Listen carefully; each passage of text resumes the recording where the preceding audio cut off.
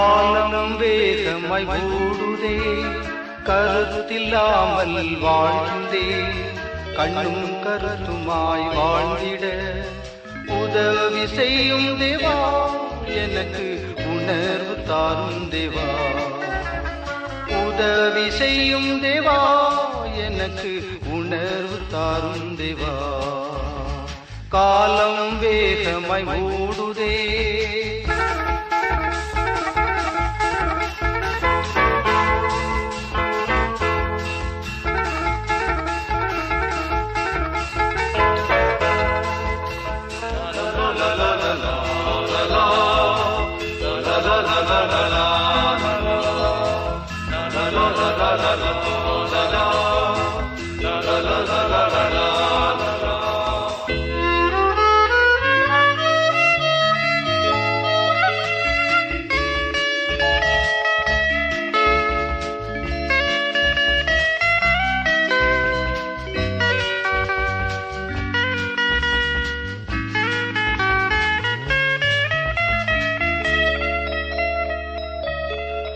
உள்ளத்தில் மாற்றம் தேவை, எனக்கு வெளிவேஷம் என்றும் வேண்டாம். உள்ளத்தில் மாற்றம் தேவை, எனக்கு வெளிவேஷம் என்றும் வேண்டாம். மறுரூப வாழ்வை தந்து என்னை உணவானாய் மாற்றிவிடும். மறுரூப வாழ்வை தந்து என்னை உணவானாய் மாற்றிவிடும். காலம் வேகமாய் ஓடுதே,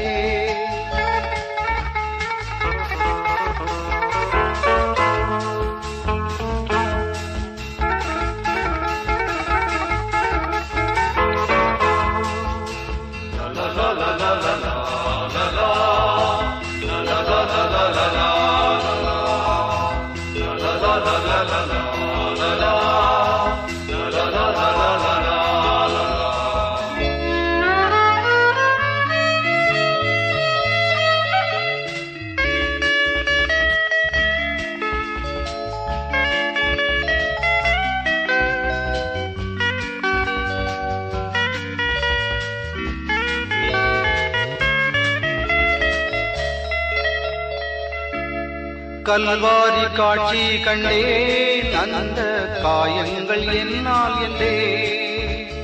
கல்வாரி காட்சி கண்டேன், அந்த காயங்கள் என்னால் என்றே. அன்பின் ஆழம் கண்டு அந்த அன்புக்கு அடிமை என்றே. அன்பின் ஆழம் கண்டு அந்த அன்புக்கு அடிமை என்றே. காலம் வேகமாய் ஓடுதே,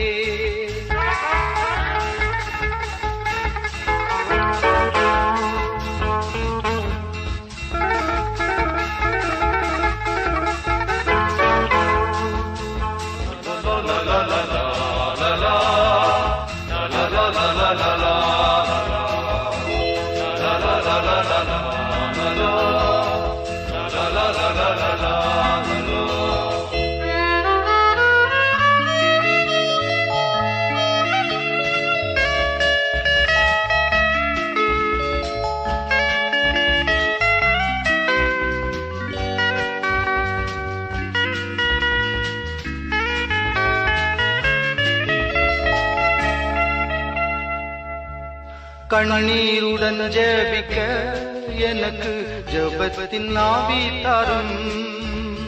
கண்ணீருடன் ஜெபிக்க எனக்கு ஜெபத்தின் ஆவி தாரும்.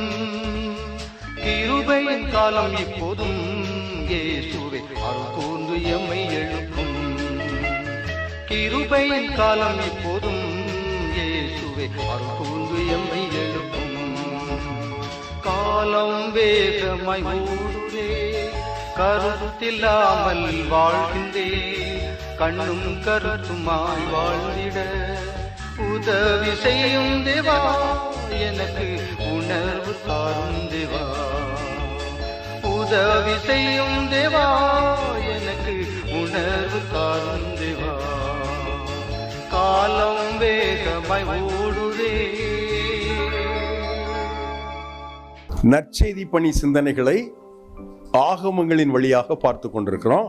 லேவியராகமத்தின் புத்தகத்தில் எப்படி ஒரு பரிசுத்தமான வாழ்வு நெறி இருக்க வேண்டும் என்று சட்டம் கூறுகிறது, எப்படி நடைமுறை வாழ்வு இருக்கிறது என்று பேசினோம். இன்றைக்கு இந்த லேவியராகமத்தின் புத்தகத்தில் இருக்கிற ஒரு முக்கியமான ஒரு சின்ன கருப்பொருளை எடுத்து உலகமெங்கும் ஆண்டவர் அவருடைய அருள் திட்டத்தில் பணியாற்றுகிற நற்செய்தி பணி சிந்தனைகளை உங்களோடு கூட பொதுவான விதத்தில் பகிர்ந்து கொள்ள வேண்டும் என்று விரும்புகிறோம்.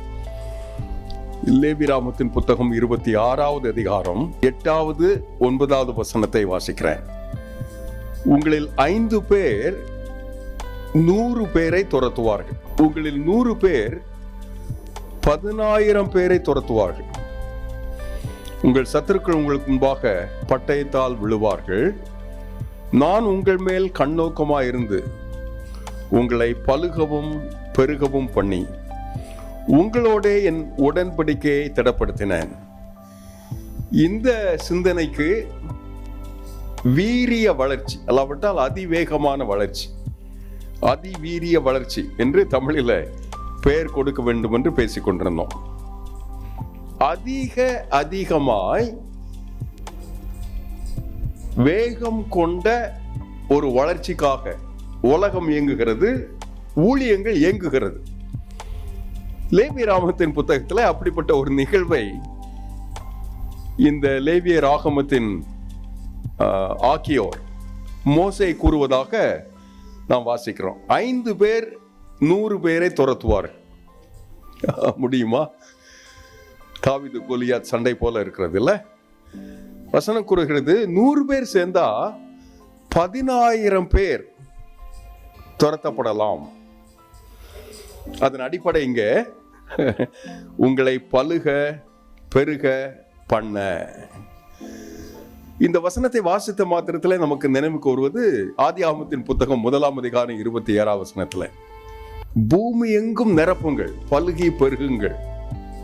ஆண்டவரின் பிரதானமான ஆசி தந்த மனுக்குலத்துக்கு தந்த அழகு கட்டளை பலுகுவது பெருகுவது. அந்த கட்டளை தான் பேயோடு, தீங்கோடு, கடவுளின் திட்டத்துக்கு விரோதமான மனிதர்களோடு, பரிசுத்தம் இல்லாமல் இயங்குகின்ற அமைப்புகளோடு கடவுள் வைத்திருக்கிற திட்டம். 5 பேர் சேர்ந்துட்டீங்கன்னா அவங்களை எதிர்த்து நிற்கலாம். 100 பேர் சேர்ந்தீங்கன்னா அவங்க 10,000 பேராக இருந்தாலும் அவங்கள துரத்தலாம். ஏனென்றால் இது கடவுளின் திட்டம், கடவுளின் சித்தம், கடவுளின் பரிசுத்தம் இதை செய்கிறது என்பதற்காக உங்களுக்கு நான் சொல்லி இருக்கிற கற்பனை என்ன, கட்டளை என்ன, வாக்கு என்ன? பலுகுவீர்கள் பெருகுவீர்கள். சபை அதற்காகவே ஸ்தாபிக்கப்பட்டது இல்ல? முதலாம் சபை அப்போஸ்தலர் நடபடியின் புத்தகம் 2ஆம் அதிகாரத்தில் தோன்றுகிறது. ஏறத்தாழ 700 ஆண்டுகளுக்கு முன்பு யோவேல் கண்ட அந்த தீர்க்க தரிசனம் பெந்தேகோஸ்தே என்கிற நாளில் சபை பிறந்த நாளாக அன்று உருவாகிறது, அன்று துவங்குகிறது. அன்று துவங்கிய அந்த சபைக்கு யோவேல் சொன்ன தீர்க்க தரிசனம் கடைசி நாள். கடைசி நாளின், கடைசி நாளிகையின், கடைசி நிமிடத்தின் கடைசி வினாடியிலே மனுக்குலம் வாழ்ந்து கொண்டிருக்கிறது. ஏனென்றால் உலகம் முடிவு பெற வேண்டும். இப்படியே இயங்கிக் கொண்டிருக்க முடியாது.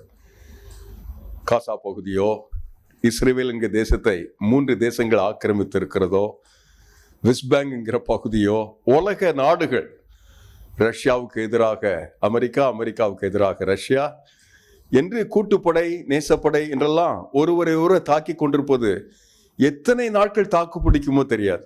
வசனம் சொல்லுகிறது, ராஜ்யத்தின் இந்த சுவிசேஷம் பூலோகம் உள்ள எல்லா மனிதருக்கும் சாட்சியாய் பிரசங்கிக்கப்படும். அவருடைய இதய மொழியில அவர்கள் புரியுமா விதத்துல சொல்லப்படும். அப்போது முடிவு வரும். அந்த முடிவுக்காக, கடைசி நாளுக்காக சபை வைக்கப்பட்டிருக்கிறது.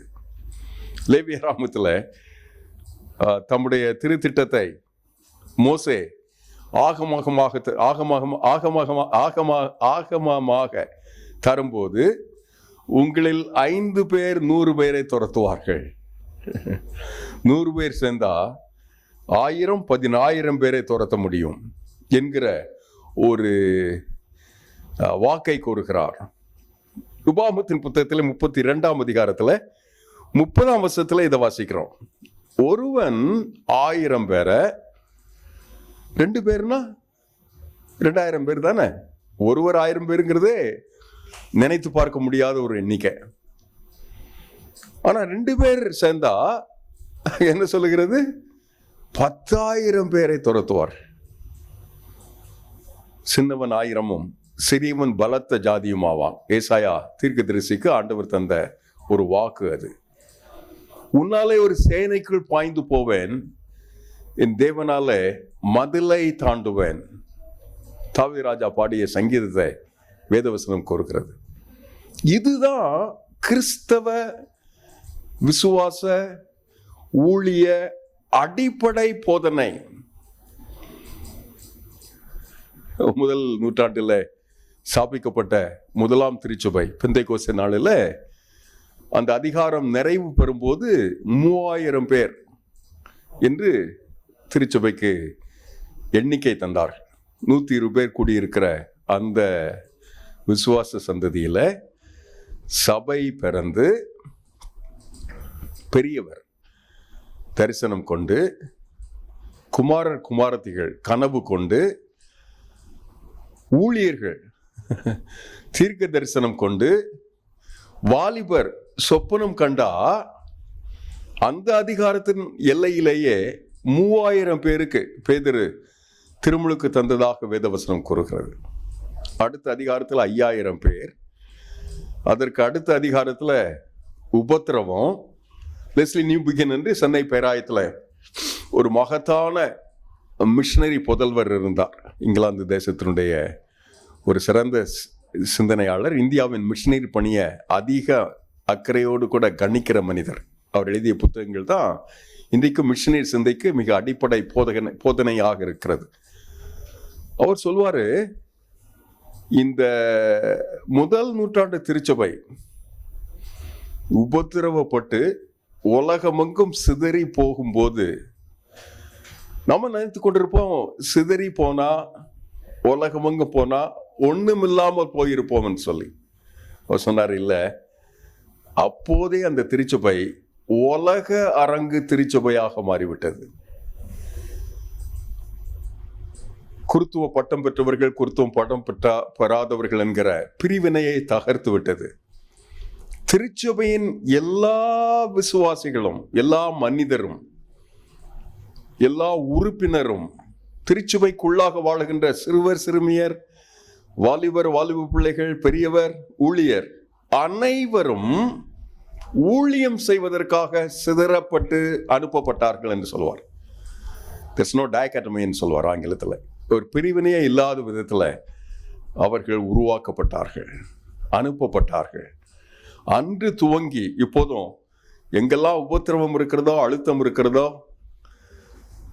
கண்ணீர் இருக்கிறதோ, கவலை இருக்கிறதோ, ரத்தம் சிந்தப்படுகிறதோ, சிறைச்சாலை இருக்கிறதோ, சட்டங்கள் இருக்கிறதோ, அதற்கு இணையாக ஒரு பாதை, அந்த இருப்பு பாதை போல, ரயில் 2 பாதைகளை செல்லும் இல்லையா, அதே போல முதல் பாதை உபத்திரவம் என்றால், அந்த இருப்பு பாதை இன்னொரு தண்டவாளம் திரளான திருச்சபை. உத்தரப்பிரதேசம், மத்திய பிரதேசம், சத்தீஸ்கர், இதை போன்ற மகா பிரம்மாண்டமான மக்கள் ஜனங்கள் கூடியிருக்கிற இந்த மாநிலங்களின் அசைவுக்காக உபத்திரவங்கள் திறக்கப்பட்டிருக்கிறது. அந்த உபத்திரவங்களின் வழியாக கடவுள் தந்த அந்த விதி, ஒருவன் 1000 பேரை துரத்துனா 2 பேர் 10,000 பேரை துரத்துவார்கள். அதைத்தான் இந்த சினர்ஜி மிஷனரி இயக்கமாகிய இந்த மிஷனரி இயக்கத்தில் நாங்கள் ஆழமாய் நம்புகிறோம். 2000 ஆண்டுகளாய் இந்த ஊழியத்தை செய்து நிறைவேற்றுகிறோம். 2000 ஆண்டுகளாக நிறைவேற்றுகின்ற அந்த பணி 2.4% கிறிஸ்தவர்களை உருவாக்கி இருக்கிறது. பல்வேறு விதங்களில் ஒரு 10 கோடி விசுவாசிகள் இந்தியாவில் வாழ வேண்டும் என்கிற ஒரு கணக்கு இருக்கிறது. அது உண்மையாக இருப்பதற்கு அனைத்து வாய்ப்புகளும் இருக்கிறது. அப்படின்னா இந்த 2.4 என்பதெல்லாம் உண்மையான ஒரு கணக்கு அல்ல. அது தோராயமாக ஏதோ ஒரு விதத்துக்காக சொல்லப்படுகின்ற ஒரு மொழி. 10 கோடி மனிதர்கள் இணைந்து உண்மையாய் வாழ்ந்து இந்த விசுவாசத்தை, இந்த பரிசுத்தம் கொண்டு வேறு பிரிக்கப்பட்ட கடவுளின் இனமாக பிறரை ஆசீர்வதிப்பாக வாழ்வார்கள் என்றால் அவர்கள் படைக்கப்பட்ட நோக்கம் பலுகி பெருகி பூமி எங்கும் நிரப்புங்கள் என்பது தானே. ஆதியாகமத்தின் 12ஆம் அதிகாரத்தில் நான் உங்களை ஆசீர்வதிப்பேன், நீங்கள் ஆசீர்வாதமாக இருப்பீர்கள் என்பது தானே. இந்த ஆசீர்வாத சந்ததியில அனைத்து இனங்களையும் அசைப்பேன், ஆசீர்வதிப்பேன் என்பது தானே. ஆதியாகமத்தின் 22ஆவது அதிகாரம் உங்களை ஆசீர்வதிக்கவே ஆசீர்வதிப்பேன். இதே நிலையில்தான், இதே வெளிச்சத்தில் தான், இதன் பின்னணியிலே தான் ஆண்டவர் மத்தேயு 28ஆவது அதிகாரத்தில் நீங்கள் பூமி எங்கும் புறப்பட்டு போவீங்க, சகல இனங்களுக்கு இயேசுவை சொல்லுவீங்க, எனக்கு அடியவர்கள் ஆக்குவீங்க, சீஷர்கள் ஆக்குவீங்க, பிரமாணங்களை உரைப்பீங்க, உபதேசம் பண்ணுவீங்க, உலகத்தின் முடிவு பரியந்தம் சகல நாட்கள் நான் உங்களோடு கூட இருப்பேன். இவைகளெல்லாம் எதற்கு? அவருடைய அடியவர்களை உலகமெங்கும் ஆண்டவர் அள்ளி தருவார், அசைத்து தம்முடைய திட்டத்தை நிறைவேற்றுவார். இந்த ஹமாஸ் பகுதியில், வெஸ்ட் பேங்க் பகுதியில் ஊழியம் செய்கிற எங்களுடைய நண்பர்களின் நண்பர்கள் அங்கிருந்து நமக்கு சொல்லுகின்ற செய்தி, அந்த தீவிரவாத அமைப்புகளில் ஆண்டவருடைய அடியவர்கள் அநேகர் இருக்கிறார்கள். அவர்கள் அந்த தீவிரவாதத்தின் மேல அக்கறை இல்லை, நம்பிக்கை இல்லை, இயேசுவின் மேல அக்கறை, இஸ்ரவேலின் தேவனாகிய யெகோவாவின் மேல அக்கறை கொண்டவர்களாக இருக்கிறார். ஆகையினால அமாஸ் என்கிற அமைப்புல, வெஸ்ட் பேங்க் என்கிற அமைப்புல, பாலஸ்தீனாவில், இஸ்ரேல் எல்லையில விசுவாசிகள் திரளாக வருவதற்கு வாய்ப்பு இருக்கிறது. சூடானிலே நடந்தது போல, சீனாவிலே நடந்தது போல ஆண்டவர் தம்முடைய திருத்திட்டத்தை உக்ரைனிலே நடத்துவார், ரஷ்யாவிலே நடத்துவார், ஆப்பிரிக்காவிலே நடத்தியது போல இப்போது ஜப்பானிலே நிகழ்த்து கொண்டிருக்கிறார், கொரியாவிலே நிகழ்த்துவார். தென் கொரியாவிலே நடந்தது போலவே வட கொரியா என்கிற மிக முரட்டுத்தனமான அடக்குமுறை அதிகாரத்தின் எல்லையிலையும் ஆண்டவரின் திருத்திட்டத்தில் நிகழும் என்கிற மிக முக்கியமான செய்தியை நம்முடைய நண்பர்கள் அங்கிருந்து சுட சுட தந்து கொண்டிருக்கிறார். இது என்ன? பலுகி பெருகி பூமியை நிரப்புகின்ற அவருடைய திட்டம் நிகழுகிறது. அவர்கள் பெருகுவார்கள், பெருகுகிறார்கள், அவர்கள் பலுகுகிறார்கள், பலுகி பெருகுவார்கள். இந்த பலுகி பெருகு என்கிற இந்த எண்ணம் ஏசாயா 26:15 கூட்டல் அல்ல பெருக்கல். 1.1 1 கொட்டினால் 2, 2 2 கொட்டினால் 4. ஆனால் 4 4 கூட்டப்படுவதில்லை. 4 4 பெருக்கப்படும் போது 16. 16 இருந்து 16 பெருக்கினால் 64. ஆஹா, 64 64 பெருக்கினால் அப்படித்தான் சபை உலகமெங்கும் பரவி இருக்கிறது. ஆண்டவரின் திருத்திட்டத்தை பாவ மன்னிப்பாய், சாந்தியாய், சமாதானமாய், ஷலோமாய், பகைக்கிற, வெறுக்கிற, எதிர் கொள்ள அஞ்சுகிற, பயப்படுகின்ற, போர் செய்வதற்கு ஆயத்தமாக இருக்கிற சர்வாதிகாரிகளுக்கு கூட ஆண்டவரின் திருத்திட்டமாய் அவர்கள் எத்தனை நெருக்கினார்களோ அத்தனைக்கு அத்தனையாய் பெருகினார்கள். இல்ல, யாத்திராகமத்தின் புத்தகம் அதைத்தான் கூறுகிறது. இதன் அடிப்படையிலே வேதவசனம் என்ன கூறுகிறது? வானத்து நட்சத்திரத்தை போல பூமியின் மணலைத்தனையாய். எண்ணிக்கைக்கு அடங்குமா? இல்ல.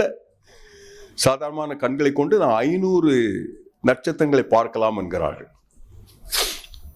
ஒரு விண்கலன் கொண்டு, டெலஸ்கோப் அல்லது அதை போன்ற தூர வான்வெளியை பார்ப்பதற்காக ஒரு விஞ்ஞான கருவியை பயன்படுத்தினேன் என்றால் அண்ணா கோளரகத்தில் இவைகள் இருக்கிறது. ஒரு 5000 நட்சத்திரங்களை பார்க்க முடியும் என்கிறார். ஆனால் நட்சத்திரத்தை எண்ணி முடிக்கல. வானத்தின் ஒரு எல்லையிலிருந்து இன்னொரு எல்லைக்கு லைட் இயர்ஸ் என்று சொல்லப்படுகிற 400,000 ஆண்டுகள் பயணம் செய்தாதான் ஒரு எல்லையிலிருந்து இன்னொரு எல்லைக்கு மனிதர்கள் சென்று செல்ல முடியும். அப்படிப்பட்ட விண்கலங்களில் நிறைவாக இருக்கிற நட்சத்திரங்களை எண்ண முடியுமா? எண்ண முடியாது.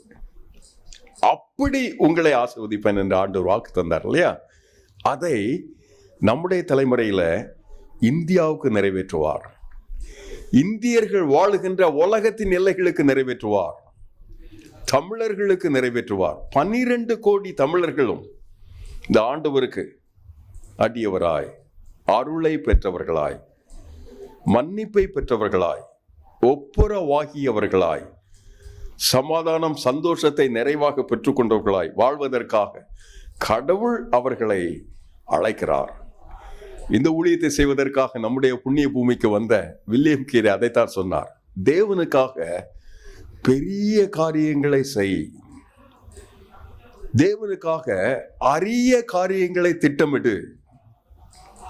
சினர்ஜி இந்தியா மிஷன்ல இதை போன்ற ஒரு தருணத்தில் தொலைக்காட்சியின் வழியாய், அலைபேசியின் வழியாய், யூடியூப் வழியாய் உங்களை சந்திப்பதில் எங்களுக்கு இருக்கிற பெரு மகிழ்வு என்னவென்றால், கடவுள் தம்முடைய திருத்திட்டத்தை இந்த பூமிக்கு வைராக்கியமாய் வைத்தது பலுகும் பெருகும். பலுகி பெருகி பூமி எங்கும் நிரம்பும். அந்த வேகத்துக்காக, அந்த வீரியத்துக்காக சபை வளரும், நாம் வளர்வோம், விசுவாச குடும்பங்கள் தளிர்க்கும். அவர்கள் தளராது இதுல ஈடுபடும் போது கடவுளின் கிருபையை நிறைவாக பெற்றுக்கொள்வார்கள். அந்த மிஷனரி இயக்கங்கள், அந்த இயக்கத்தோடு, அந்த தாக்கத்தோடு வாழும்போது வசனம் கூறுகிறது, நான் உங்கள் மேல் கண்ணோக்கமாய் இருந்து, லேவியராகமம் 26:9, உங்களை பலுகவும் பெருகவும் பண்ணி உங்களுடைய என் உடன்படிக்கையை திடப்படுத்துவேன். ஆண்டவர் அந்த கிருபையை உங்களுக்கு இன்றைக்கு செய்வாராக. நாம் மக்கள் இயக்கமாய், சபையாய் கடவுளின் திட்டத்தை இந்த பூமியில நிறைவேற்றுவதற்கு இயங்கும் போது நம்மை கொண்டு ஆண்டவர் செய்வார். ஒருவன் 1000 பேரை துரத்துவான், 2 பேர் 10,000 பேரை துரத்துவாங்க. அந்த கிருபையை ஆண்டவர் இந்திய தேசத்திற்கு, தமிழ் உலகுக்கு, நம்முடைய எல்லைக்கு, உலகமெங்கு வாழுகின்ற நம்முடைய எண்ணத்தவர்கள் வாழுகின்ற எல்லைகளுக்கு உண்மையாக்கி தருவாராக. ஆமென். பரம தகப்பனே, இந்த பெரும் கிருபையில எங்களையும், எங்களுடைய நாளையும், எங்களுடைய நேரத்தை, எங்களுடைய தருணங்களையும், எங்கள் வாய்ப்புகளையும் தந்து ஜெபிக்கிறோம். பலுகட்டும், பெருகட்டும், உம்முடைய ஆசையை நிறைவாக பெற்றுக்கொள்ளட்டும். அதற்காக எங்களை ஆசீர்வதியும். உம்முடைய கரம் கொண்டு உம்முடைய ஆசை நிறைவாக எங்களுக்கு தரப்படட்டும். இயேசுவின் நாமத்தில் ஜெபிக்கிறோம் நல்ல பிதாவே. ஆமென்.